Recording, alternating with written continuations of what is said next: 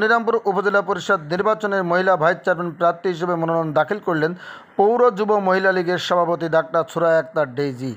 14 April দলীয় নেতাকর্মী সহ মনিরামপুর উপজেলার নির্বাচন অফিসে নির্বাচন ও সহকারী রিটার্নিং অফিসার কল্যাণ বিশ্বাসের কার্যালয়ে মনোনয়ন জমা দেন।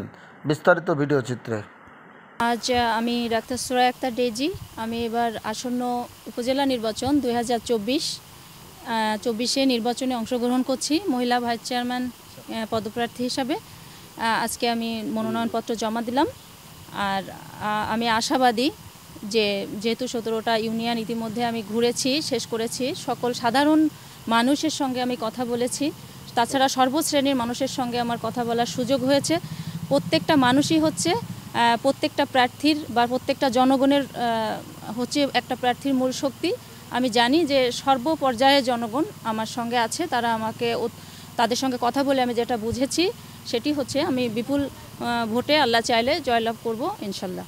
সে বিশেষ কোনো বার্তা আছে, সেটা হচ্ছে আমি যদি নির্বাচিত হয়ে আসতে পারি, সাধারণ মানুষ যারা একেবারে হতদরিদ্র মানুষ, যারা আমার যেহেতু হোমিওপ্যাথিতে আমি চিকিৎসা দিয়ে থাকি এবং হিজামা থেরাপিস্ট হিসাবে আছি, আশা করা যায় আমার সাধ্যের ভিতরে যতটুকু সম্ভব আমি সাধারণ মানুষের পাশে থাকবো সবসময়।